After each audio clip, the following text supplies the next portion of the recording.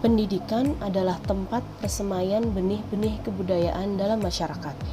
Ki Hajar Dewantara memiliki keyakinan bahwa untuk menciptakan manusia Indonesia yang beradab, manusia yang mampu menggali potensi kreatif, inovatif, dan berkarakter, maka pendidikan menjadi salah satu kunci utama untuk mencapainya. Perkenalkan, saya Nur Hidayah, calon guru penggerak Angkatan 6 dari SMP Negeri 4 Alalak, akan mempresentasikan koneksi antar materi yang berupa kesimpulan dan refleksi di modul 1.1. Selamat menyaksikan. Adapun kesimpulan dan penjelasan mengenai pemikiran Ki Hajar Dewantara adalah tujuan pendidikan yang harus dicapai menurut Ki Hajar Dewantara adalah terbentuknya manusia Indonesia yang mandiri, yaitu yang selalu memiliki inisiatif tanpa harus menunggu instruksi, selalu berpikir kreatif, selalu berinovasi dan berkarya, serta memiliki budi pekerti luhur. Menurut Ki Hajar Dewantara, budi pekerti atau watak atau karakter merupakan perpaduan antara gerak pikir, perasaan, dan kehendak atau kemauan sehingga menimbulkan tenaga. Budi pekerti juga dapat diartikan sebagai perpaduan antara cipta, karsa, sehingga menciptakan karya. Jadi, pendidikan budi pekerti yang dimaksud adalah upaya untuk membekali peserta didik melalui bimbingan dan pengajaran yang berisi nilai-nilai perilaku manusia yang dapat diukur melalui norma agama, norma hukum, tata krama dan sopan santun, serta norma budaya. Apa yang saya percaya tentang murid dan pembelajaran di kelas sebelum saya mempelajari modul 1.1. Sebelumnya, saya adalah seorang guru yang hanya transfer ilmu saja. Bagaimana caranya agar materi yang sudah disediakan ini saya sampaikan kepada siswa tanpa saya melakukan pengukuran, tanpa saya mengetahui daya serap siswa, tanpa saya melakukan refleksi terhadap siswa. Kemudian yang kedua, saya hanya berorientasi pada teacher center, yaitu di mana proses pembelajaran hanya difokuskan kepada saya, di mana murid harus fokus kepada apa yang saya sampaikan. Murid hanya mendengarkan dan mencatat apa yang guru sampaikan, dan gurulah yang memfokuskan tujuan dan topik pembelajaran. Dan saya adalah guru yang menganggap bahwa siswa yang berhasil adalah siswa yang nilainya bagus. Jadi saya sering berpikir, kenapa siswa nilainya kurang bagus, apakah karena malas dalam belajar ataupun kurang fokus dalam pembelajaran. Selanjutnya, apa yang berubah dari pemikiran atau perilaku saya setelah mempelajari modul ini?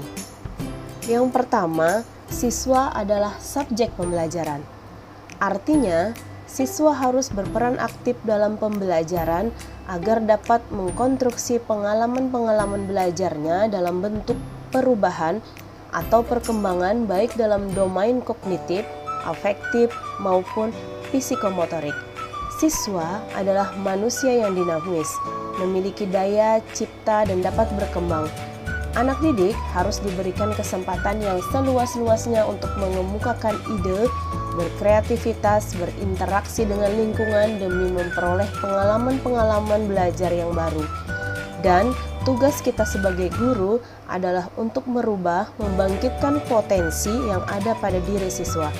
Tugas utama seorang guru adalah menciptakan lingkungan, alat-alat, dan ide untuk mendorong siswa melakukan interaksi yang produktif dan memberikan pengalaman belajar yang diperlukan.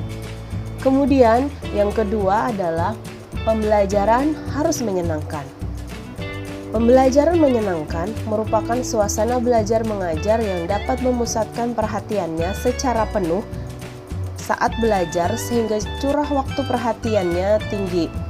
Pembelajaran menyenangkan dapat diartikan sebagai pembelajaran yang dapat menarik perhatian dengan berbagai metode yang diterapkan, sehingga saat pembelajaran berlangsung, siswa tidak merasa bosan. Dengan demikian, dapat dikatakan bahwa pembelajaran menyenangkan adalah suatu proses pembelajaran yang berlangsung dalam suasana yang menyenangkan dan mengesankan. Suasana pembelajaran yang menyenangkan dan berkesan akan menarik minat peserta didik untuk terlibat secara aktif, sehingga tujuan pembelajaran dapat dicapai secara maksimal. Yang ketiga, guru adalah penuntun. Guru adalah penuntun, ia akan menjadi petunjuk arah dan dalam setiap kebaikan. Guru tak sekedar siapa mengajar apa, tapi apapun yang bisa memberi makna kehidupan. Sejatinya ia adalah guru. Guru tidak hanya ada di ruang kelas, namun bagaimana kita memandang setiap kehidupan, lalu kita mendapatkan hikmahnya. Guru memberikan kebebasan kepada siswa, namun guru sebagai pendidik, sebagai pamong dalam memberikan arahan agar siswa tidak kehilangan arah sehingga membahayakan dirinya. Seorang pamong pendidik dapat memberikan tuntunan agar siswa dapat menemukan kemerdekaannya dalam belajar. Yang segera saya terapkan agar kelas saya mencerminkan pemikiran Ki Hajar Dewantara adalah yang pertama, yaitu identifikasi kebutuhan siswa. Agar saya tahu apa pemikiran mereka, apa kebutuhan mereka, agar memudahkan saya menetapkan metode pembelajaran.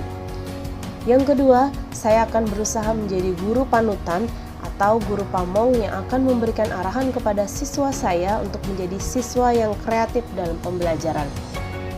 Yang ketiga, saya merancang pembelajaran yang menyenangkan, yaitu saya akan berusaha menciptakan suasana yang berbeda, kemudian memanfaatkan teknologi, memberikan perhatian yang sama kepada semua peserta didik.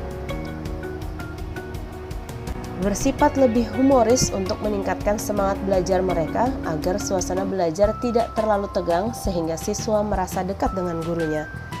Dan yang terakhir, saya menerapkan student center, yaitu merupakan metode pembelajaran yang menempatkan peran siswa sebagai subjek pembelajaran.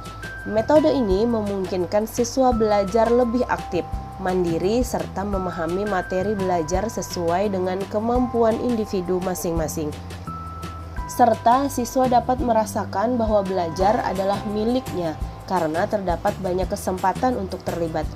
Siswa sangat termotivasi untuk terlibat dalam kegiatan pembelajaran dan membuat siswa aktif dan mampu berpikir kritis.